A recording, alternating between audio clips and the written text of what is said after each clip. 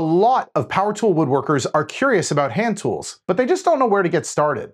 That was me for a long time. I still run a mostly power tool shop, but for a long time I didn't understand how hand tools could complement my workflow instead of replacing it. I didn't want to overhaul everything or replace the tools that I loved. I just wanted to understand where hand tools fit in best and how they could work in real projects. So instead of getting caught up in research and online opinions, I started slowly adding some hand tools to my collection and seeing where they fit in and where they didn't. In this video, I want to talk to you about how hand tools fit into my power tool shop, which ones are worth grabbing first, and the kinds of tasks where they quietly make woodworking easier and not harder. When I first started thinking about hand tools and adding them into my workflow, I was super open to the idea, but I just couldn't translate what I was seeing online into a clear next step.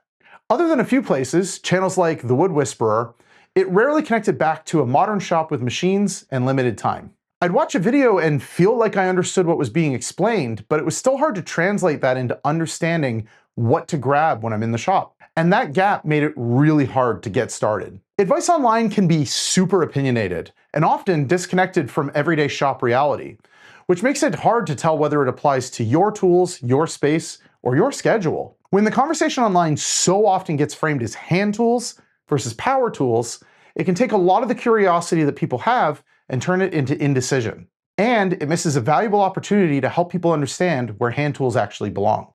Once I stopped asking which side was better, a more useful question appeared.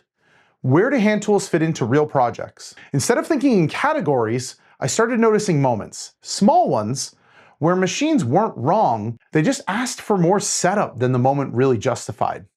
Things like fitting a joint that was just slightly proud, trimming a shoulder that didn't seat right, or just easing an edge that felt sharp in the hand. Machines excel at repeatability, but that setup time isn't free. And for small or awkward tasks, precision often matters more than speed.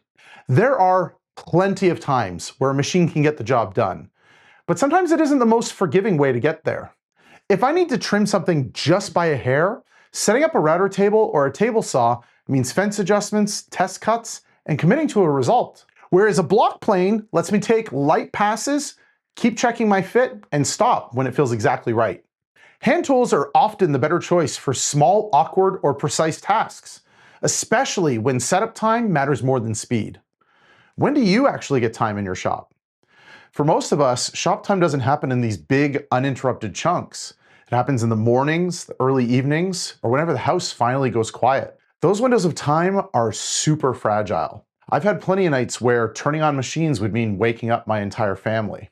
Hand tools gave me a way to keep my projects moving without waiting for the perfect moment. Being able to make quiet progress in those off hours can sometimes mean the difference between staying consistent with woodworking or slowly losing momentum.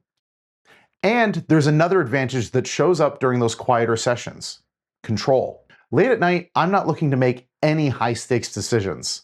I don't want one distracted moment to undo hours of work. Hand tools change the emotional weight of a cut versus a machine. Rather than feeling like a commitment I have to make and stick with, they allow me to adjust as I go. Power tools remove material quickly, leaving little room for correction. One distracted moment can ruin a part that you've already invested tons of time in. When I'm fitting a drawer or tuning a joint, I'd rather take a few light passes and check the fit rather than gamble on getting it perfect in one shot. How many times have you gone to make a cut at the table saw or the router table and accidentally overshot? I know I've done it hundreds of times. Because hand tools remove wood in small, controlled amounts, they allow you to sneak up on a fit, rather than risking making a mistake that can't be undone. When you look at it from that perspective, hand tools stop feeling like an alternative to your power tools and start feeling like they complement them. This is where the hybrid approach really clicked for me. Machines can do the heavy lifting, hand tools handle the refinement. Machines are at their best for rough milling and repetitive work or just pure speed. Hand tools shine when accuracy, feel, and fine adjustments matter. I certainly don't want to flatten rough lumber by hand, and I also don't want to fire up a machine just to remove a tiny amount of material. Often in my shop, power tools handle the rough repetitive work, and hand tools handle the finesse. Using each where they're strongest leads to better results with less frustration. Naturally, that leads to the very practical question most people are going to have next. If you were starting today, which hand tools would actually earn their place in a power tool shop? I have a few recommendations for you. It would take forever to go through all of the useful hand tools that you could add to your power tool woodshop. That said, the tools I'm going to recommend are ones that finally made it click in my brain and made me realize how adding hand tools could complement my workflow. Bench chisels were the first tools that really made sense in my shop. Most of the time, I'm not cutting joints from scratch, I'm cleaning them up. Think squaring corners left by a router bit, or paring something back when it feels just a little too tight. A sharp chisel lets me handle those moments right at the bench and keep moving. A small set can go a long way. Think about sizes like 1/4 inch, 1/2 inch, and 3/4. Those cover 99% of the tasks that I do in my small shop. When you're looking at sets, don't worry so much about brand names. Think about how they feel in your hand and how easy they're going to be to keep sharp. I also keep a couple of chisels around for rougher tasks. Scraping glue, prying something loose, or dealing with mistakes that I don't want to risk my nicer edges on. That separation, nice chisels versus beater chisels, happened naturally over time, and it took a lot of the pressure off trying to treat every chisel like it was a precision instrument. I reach for a chisel when I need to clean something up inside a joint or a corner, and a machine just can't get in there. Next up is the block plane. The block plane earns its place quietly. I usually reach for it when something is just a little bit off. An edge that's proud, a surface that's slightly out of line, or a small part that needs just a little bit of easing instead of a full rework. In those moments, it's way faster to pick this up than it is to walk back to a machine. Most of the time, it stays right here at the bench. I use it to trim edge banding on plywood or to true up a face. It's also the easiest way I've found to ease sharp edges or add a quick chamfer to a piece. A few light passes are usually enough, and I can check the feel and the fit as I go.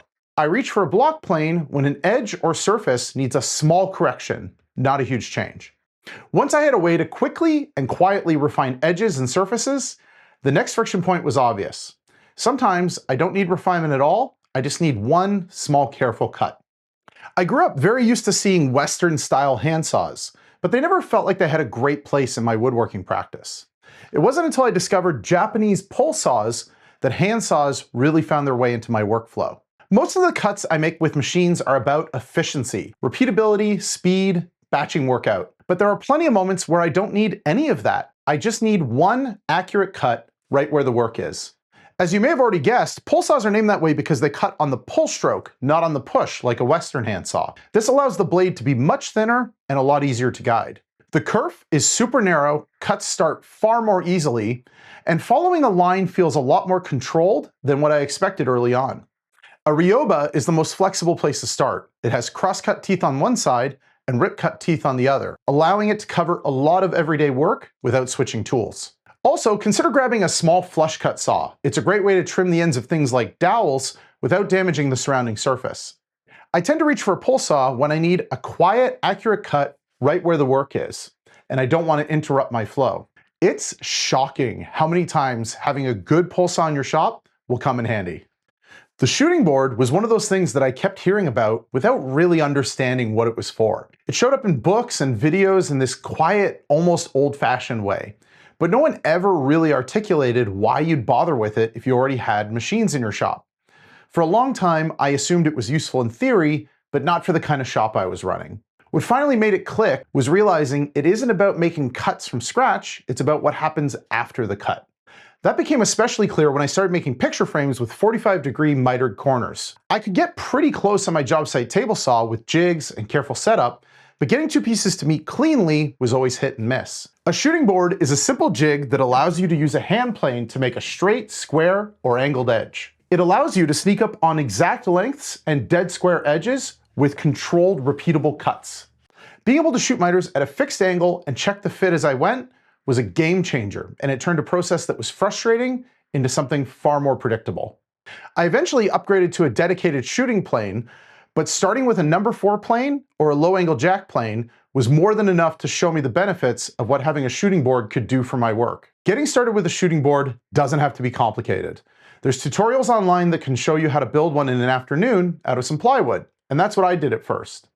Once it became clear that a shooting board was going to become a permanent part of my workflow, I upgraded to this really nice pre-built one from Veritas. At this point, the shooting board has a clear place in my shop. There's very few projects that I work on that don't touch this board at some point along the way.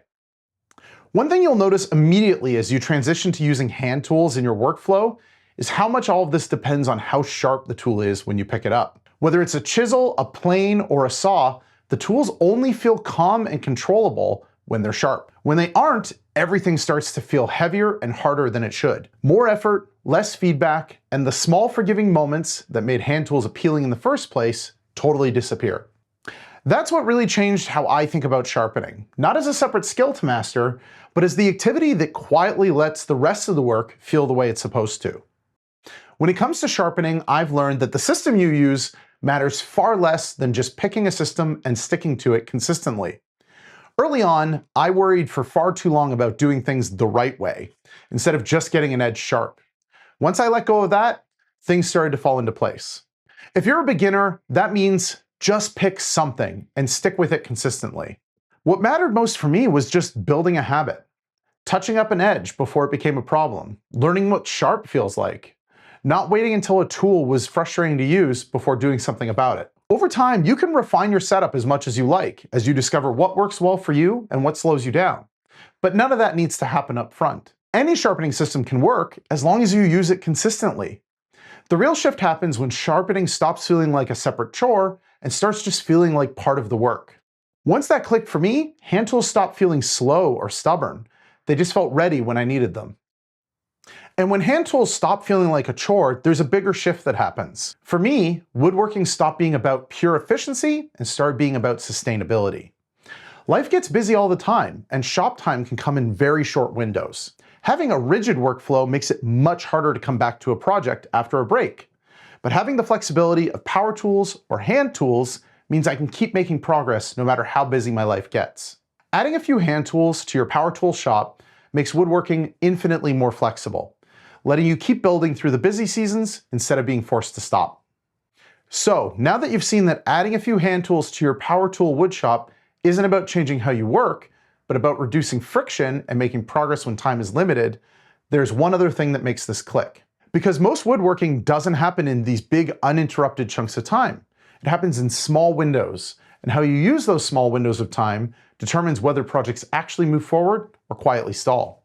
So watch this next video where I talk about how designing your workflow around short sessions helps you stay consistent and actually get projects done.